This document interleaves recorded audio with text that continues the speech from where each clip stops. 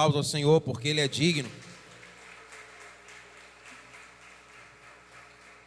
Glória a Deus. Que noite extraordinária, amém?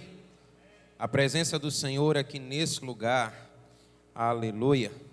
Querido, eu quero convidar você a abrir a sua Bíblia no livro do profeta Malaquias, capítulo 1, e quero fazer a leitura do verso de número 6.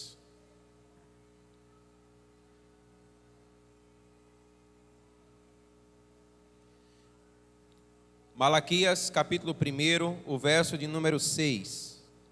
A palavra do Senhor diz assim: o filho honrará o pai e o servo ao seu senhor. E se eu sou pai, onde está a minha honra?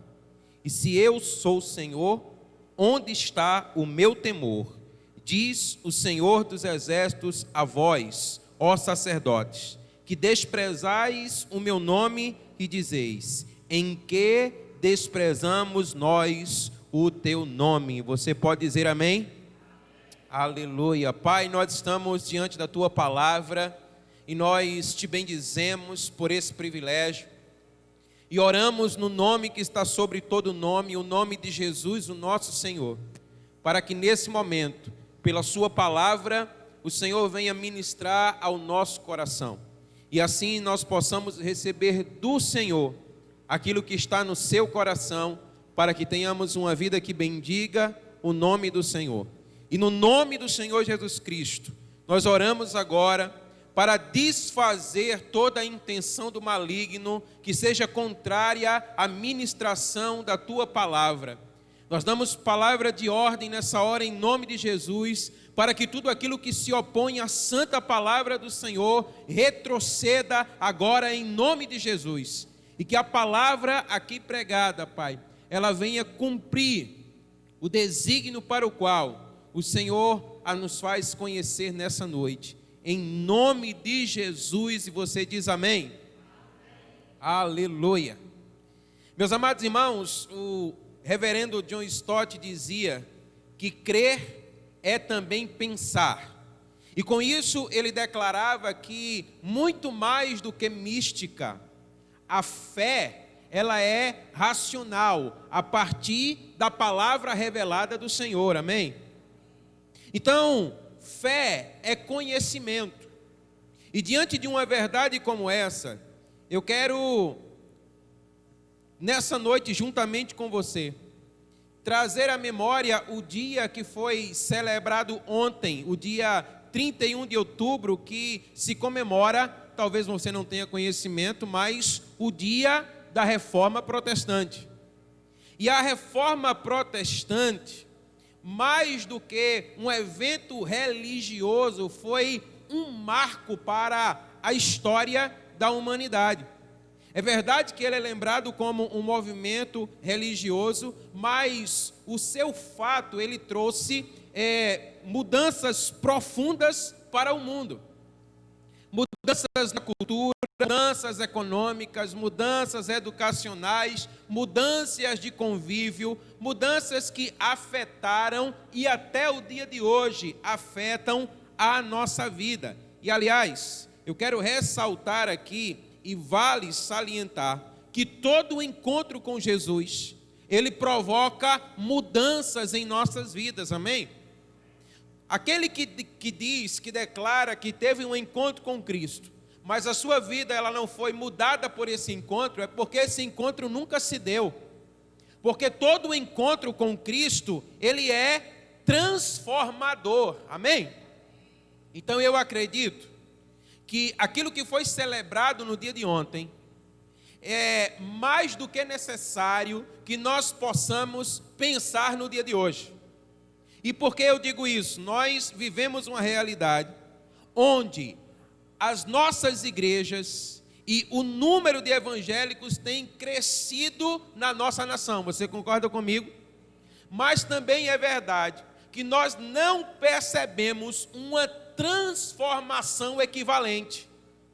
É ou não é verdade? Então, meus amados irmãos, não basta apenas celebrar, mas é preciso pensar, é preciso refletir acerca daquilo que se comemora. Na Reforma Protestante comemora-se ali as 95 teses de Lutero que foram colocadas sobre a Igreja Romana, sobre a sua porta ali na Alemanha. E esse foi o marco inicial da Reforma Protestante. E quando Lutero ele fez isso, a sua principal intenção, à época, era combater as indulgências praticadas pela igreja. E o que eram essas indulgências? Era o pagamento pelos seus pecados. Porque ensinava-se à época que você poderia obter o perdão dos seus pecados pagando por eles. E como é que Lutero então chega à compreensão de que esse ensino era um ensino que não era em acordo com a vontade de Deus, através da sua palavra? Então, a partir de um estudo profundo das Escrituras, Lutero então percebe que esse era um ensinamento que não deveria ter lugar na vida da igreja. Mas não somente isso, nós vamos entender que a partir da reforma, profundas mudanças começaram a acontecer no mundo. Por exemplo, eu não sei se você tem conhecimento, mas o tipo de governo democrático é algo que é decorrente da reforma. É a partir da Reforma Protestante que o governo democrático ele começa então a se estabelecer por todo o mundo. Sabe, algo também que foi adquirido ali, conquistado por meio da reforma, foi a liberdade de expressão e a liberdade de pensamento. Você é livre para pensar e exercer a sua fé, seja ela qual for. Nós também vamos observar que é a partir da reforma que há um incentivo à educação. Quantas escolas não foram abertas e expandidas por todo o mundo a partir do movimento da reforma? E ainda, um outro ganho que se deu com a reforma foi a independência do Estado em relação à igreja. E muitos outros nós poderíamos aqui citar. Mas como eu declarei para você, aqui eu quero que você entenda que a reforma protestante ela se deu como consequência de uma leitura profunda das Escrituras, de uma leitura profunda da palavra. E ela visava principalmente trazer a centralidade da palavra de volta para a igreja. Fazer com que a palavra de Deus ela fosse centro outra vez da vida da igreja. E eu acredito, meus amados irmãos, que esse é um tempo em que nós precisamos novamente trazer a palavra para o centro das nossas vidas como igreja, amém? E 5 foram os pilares da reforma. Eu queria que você declarasse comigo, diga: somente a Escritura, somente Cristo, somente a fé, somente a graça, somente a Deus a glória. Aleluia, glória a Deus. Amados irmãos, hoje nós vivemos um tempo marcado pelas demonstrações de muitas defesas de direitos de todos os tipos. Pessoas protestam, homens e mulheres protestam, homens e mulheres marcham pelo direito dos bebês, pelo direito das mulheres, pelo direito dos trabalhadores, pelo direito dos idosos, pelo direito dos mais jovens, pelo direito dos animais, pelo direito dos gays, pelo direito do LGBT, enfim, são os muitos direitos que são defendidos nos dias de hoje. Mas eu queria fazer uma pergunta para você: quem está marchando nos dias de hoje pelos direitos de Deus? Você já parou para pensar nisso? Quem se levanta por ele em uma cultura que não se importa? Quem é a voz de Deus no tempo que se chama hoje? E aí eu quero chamar a sua atenção para aquilo que o Senhor declara na sua palavra, conforme lemos. Ele diz assim: olha, o filho honrará o pai, o servo o seu senhor. E se eu sou o pai, onde está a minha honra? O que o Senhor está declarando para nós quando Ele prossegue dizendo: se eu sou o Senhor, onde está o meu temor? O que o Senhor está declarando para nós é: quem se levantará em meu favor? Quem se levantará para fazer a minha voz ouvida diante de um tempo onde ninguém se importa? Essa palavra foi declarada pelo profeta Malaquias. E quem é o profeta Malaquias? Malaquias é o mensageiro do Senhor, amém? Esse é o significado do seu nome, mensageiro do Senhor, aleluia.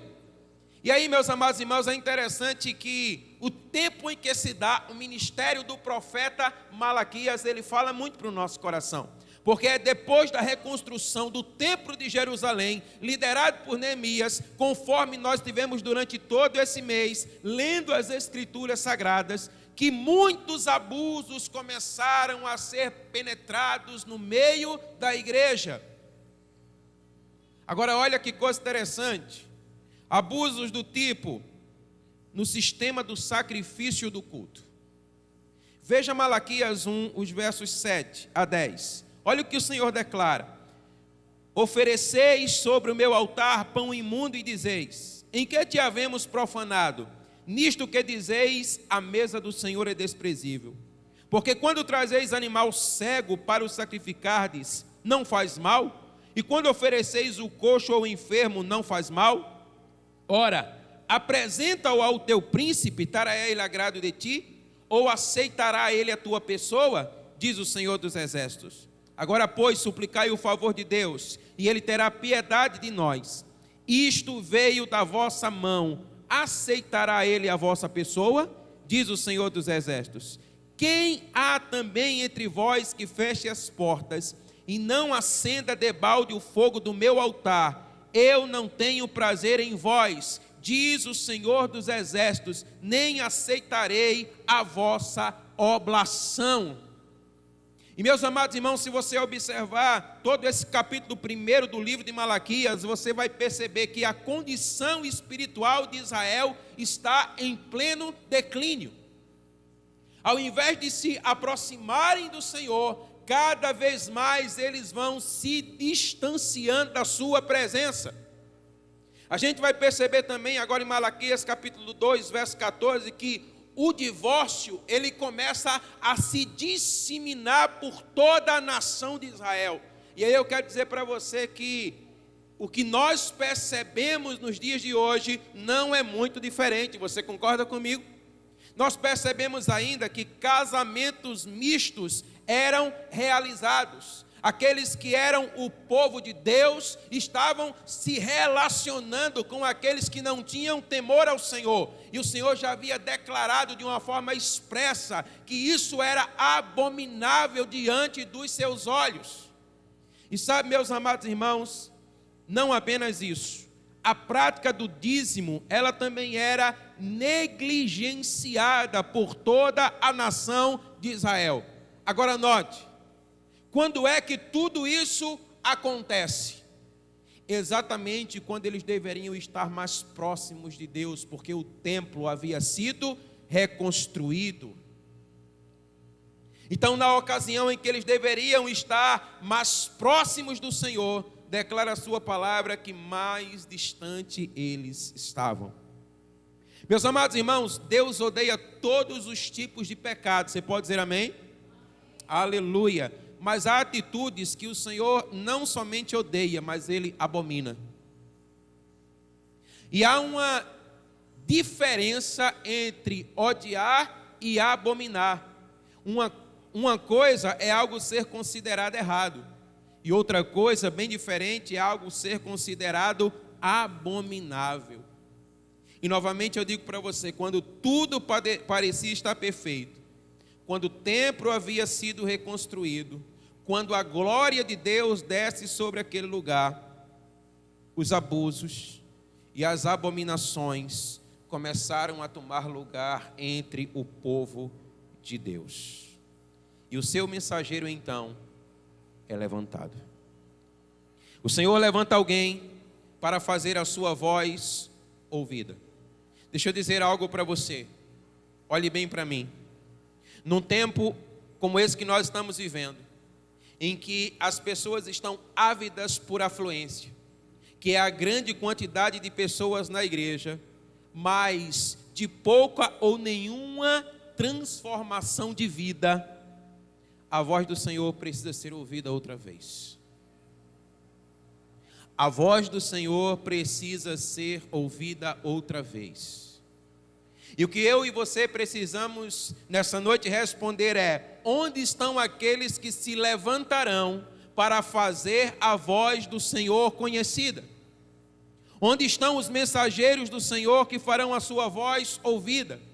Onde estão aqueles que marcharão pelos direitos do Senhor? Quem se levantará por ele em uma cultura que não se importa?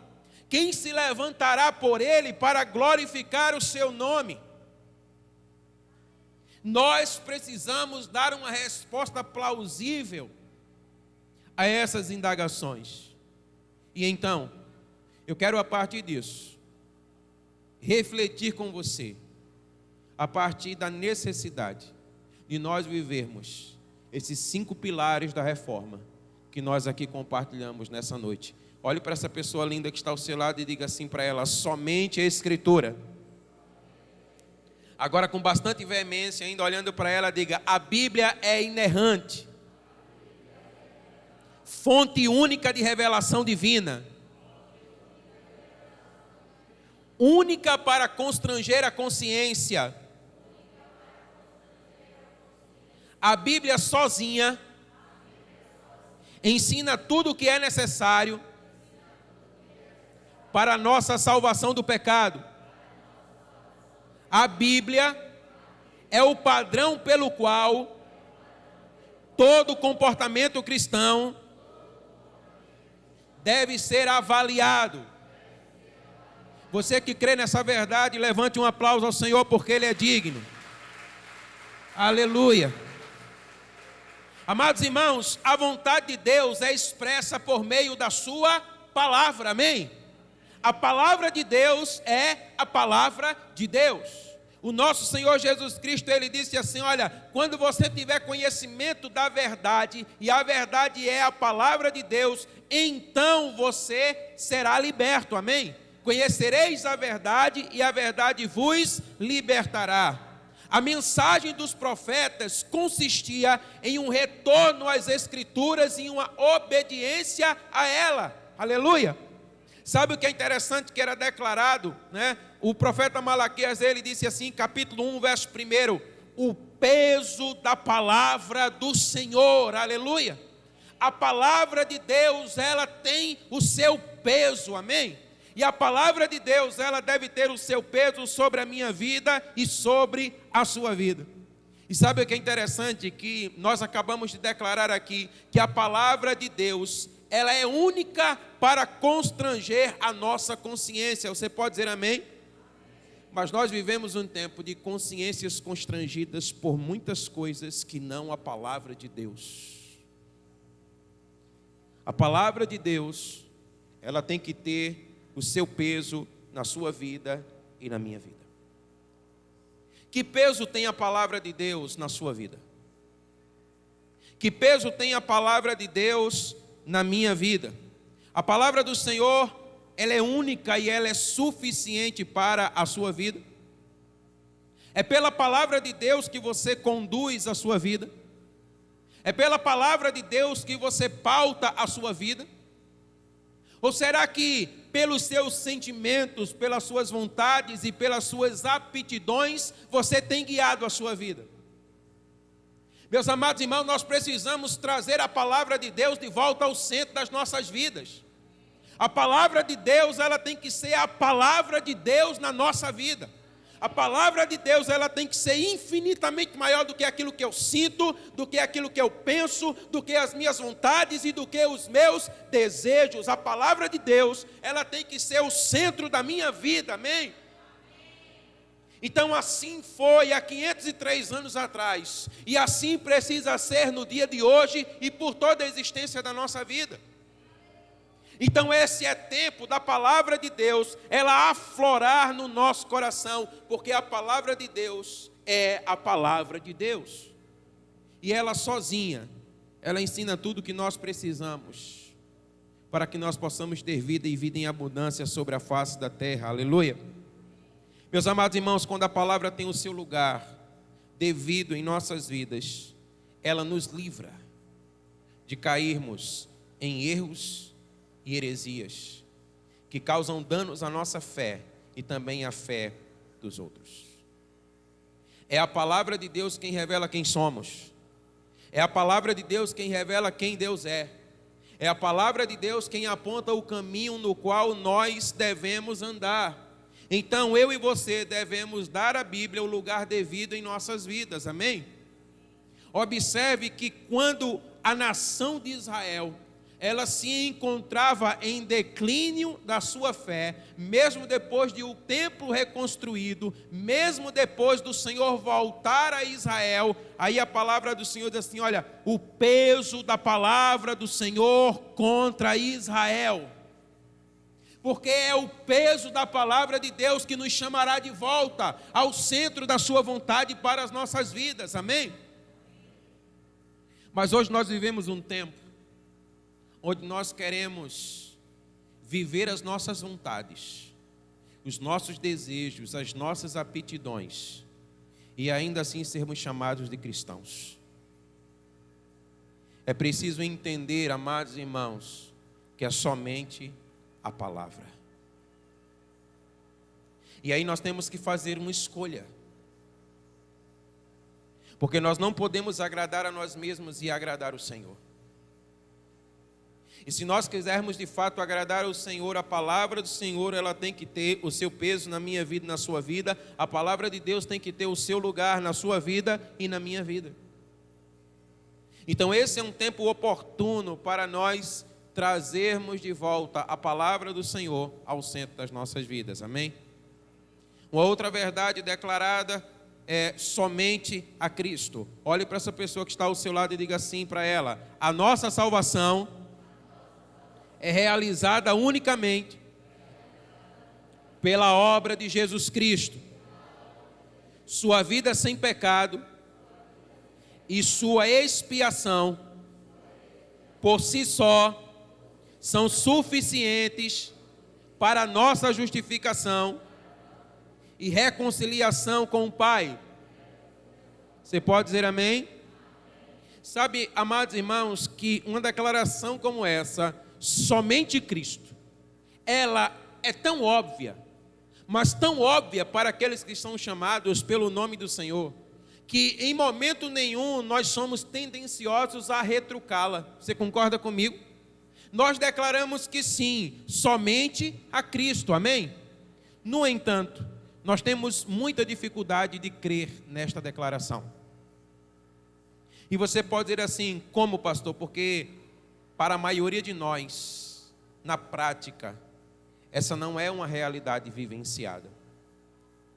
Meus amados irmãos, nós nos apegamos a Cristo, mas como nos dias de Malaquias, Ele não é suficiente para nós, a tal ponto de nós deixarmos aquilo que é imundo e desprezível aos olhos do Senhor. Você está compreendendo o que eu quero declarar para você?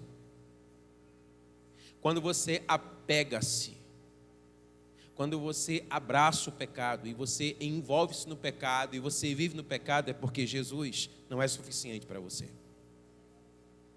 Meus amados irmãos, mais uma vez eu quero ler com você o verso 7. Olha o que a palavra do Senhor diz assim, capítulo 1, verso 7. Vocês oferecem sobre o meu altar pão imundo e dizem, em que te havemos profanado? Nisto vocês estão dizendo, assim diz o Senhor, a mesa do Senhor é desprezível. Queridos, o texto está declarando para nós, oferecemos pão imundo sobre o altar do Senhor e declaramos com isso, a mesa do Senhor é desprezível. Ou seja, desprezamos o pão da vida que o Senhor coloca diante de nós na sua mesa, conforme nós celebramos aqui nessa noite. Então, meus amados irmãos, o nosso sacrifício ao Senhor, o que nós percebemos é que um sacrifício não vivo, um sacrifício não santo, um sacrifício não agradável a Deus, antes profano, é o que muitas vezes nós temos vivenciado na nossa vida.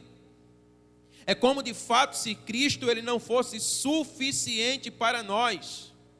Meus amados irmãos, ao invés disso, nós nos prostituímos nos relacionamentos da nossa fé. Cristo não é suficiente e aí nós vamos fazendo uso de muitos subterfúgios que vão sendo acrescidos à nossa fé, quando a palavra vai dizer, ei, somente Cristo, unicamente Cristo, nada mais do que Cristo, amém? E isso era testificado em Israel pelo modo de vida em divórcios e divórcios com os quais eles viviam a sua vida.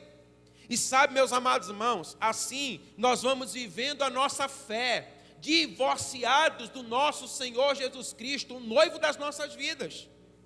E assim nós vamos vivendo, nos prostituindo na nossa fé.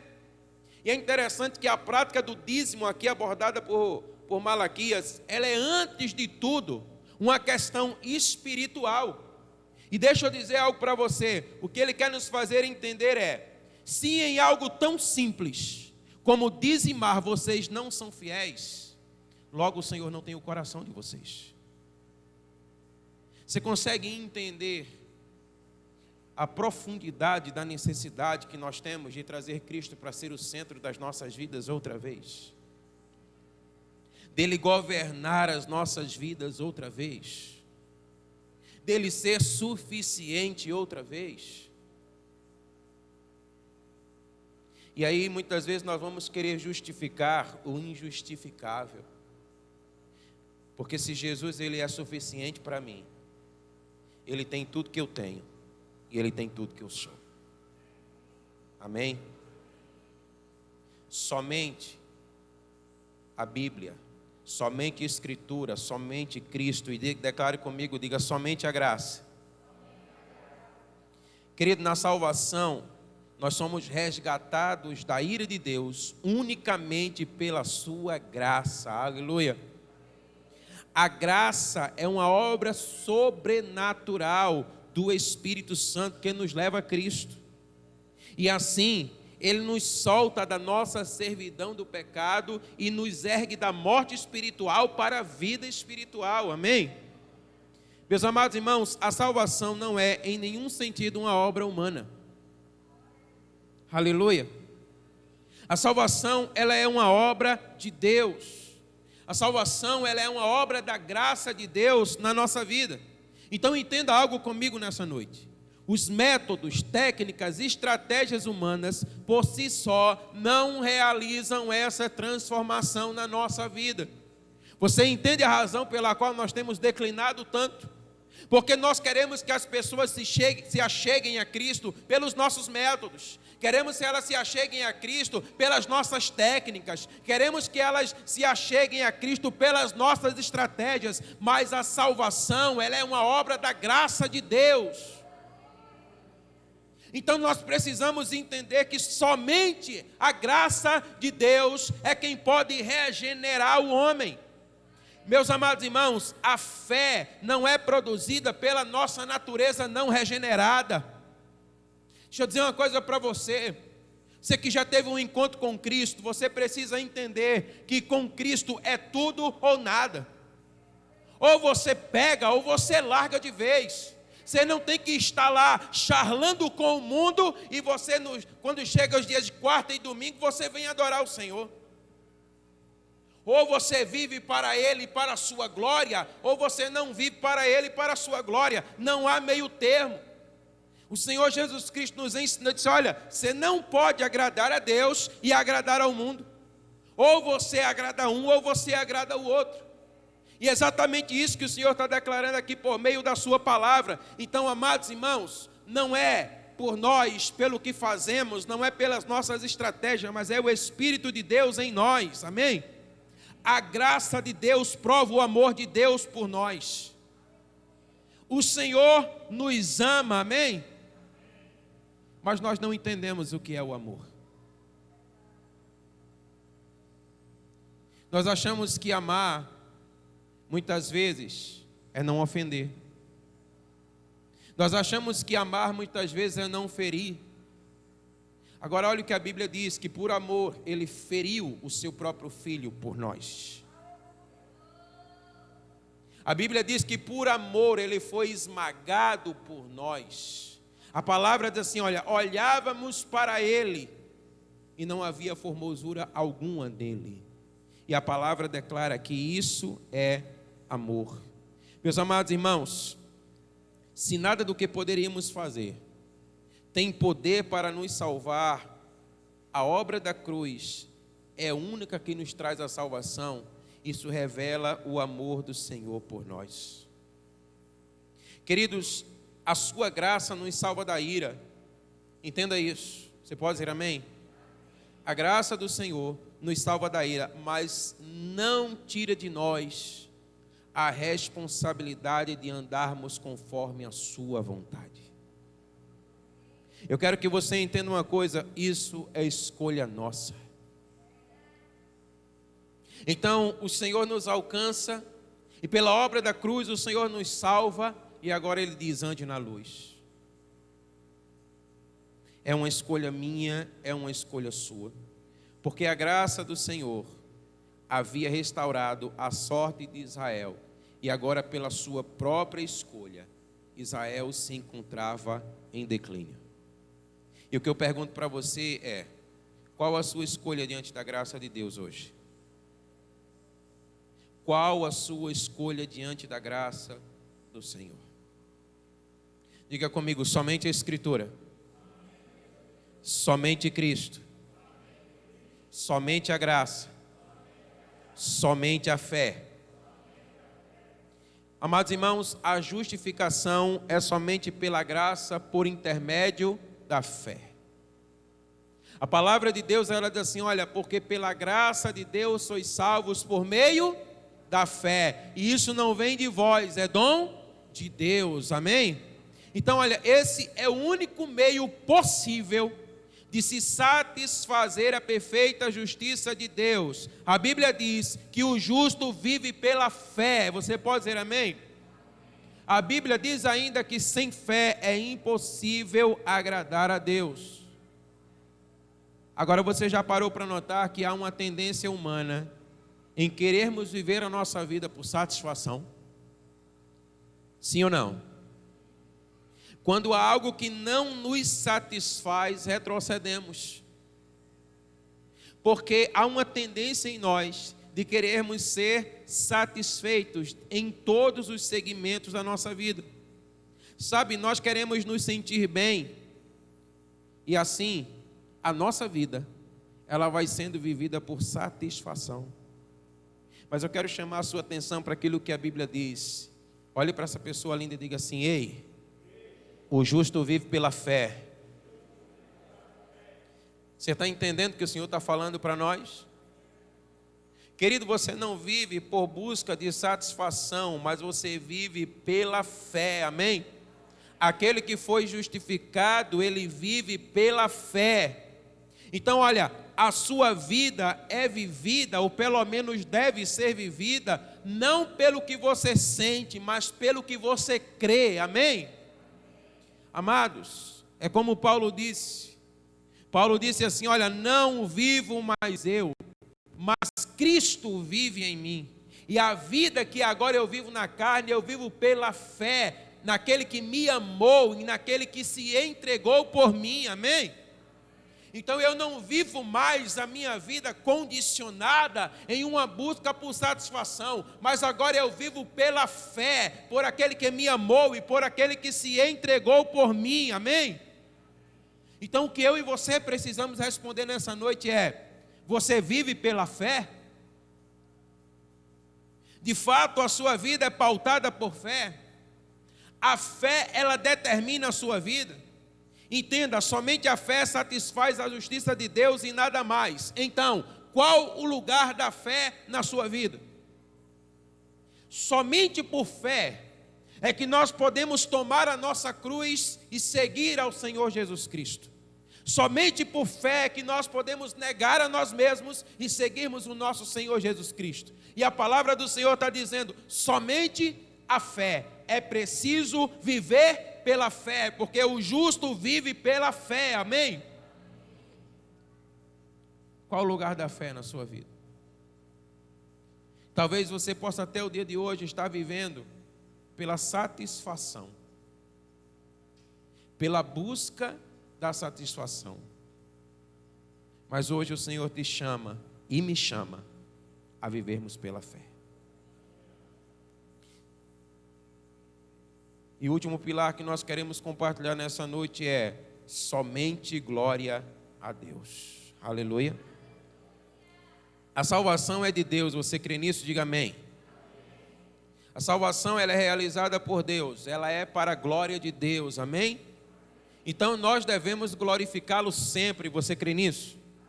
Aleluia. Então nós devemos viver a nossa vida inteiramente diante da face do Senhor, sob a sua autoridade para a sua glória. Somente a Ele nós devemos dar glória.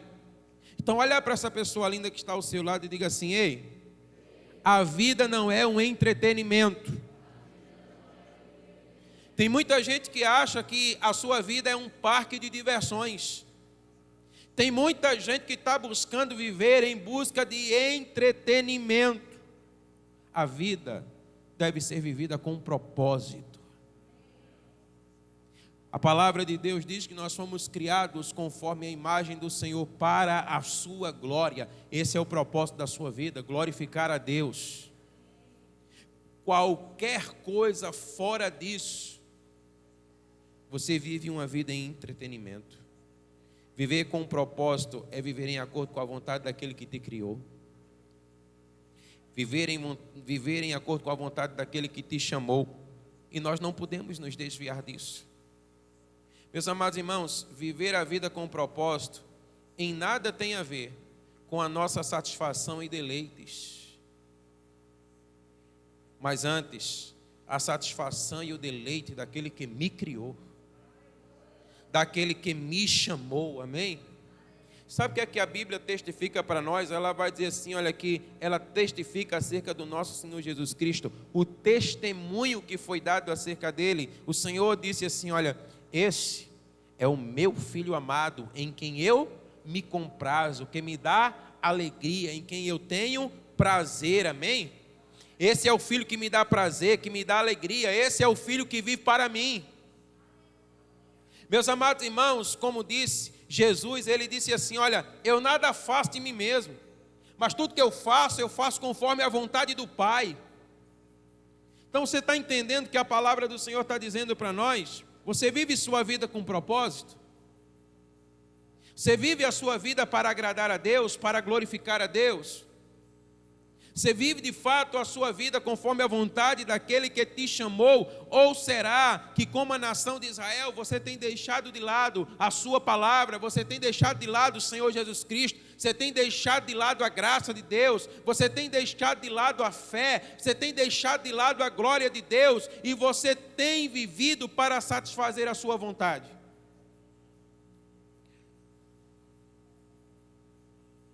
Israel não glorificou a Deus. Israel foi repreendido pelo Senhor. Mas eu quero chamar a sua atenção para algo nessa noite. Porque até o momento, talvez, essa palavra, ela possa estar soando tanto quanto pesada. Mas eu quero que você entenda que nós não retiramos absolutamente nada dela. Pelo contrário, nós colocamos ainda mais peso sobre ela. Mas é preciso entender uma coisa. Olha, Malaquias, antes de começar a reprovar Israel, olha o que a palavra diz no verso número 2. O Senhor diz assim, olha, eu vos amei, assim diz o Senhor dos Exércitos. Querido, você consegue entender o que é que o Senhor está dizendo?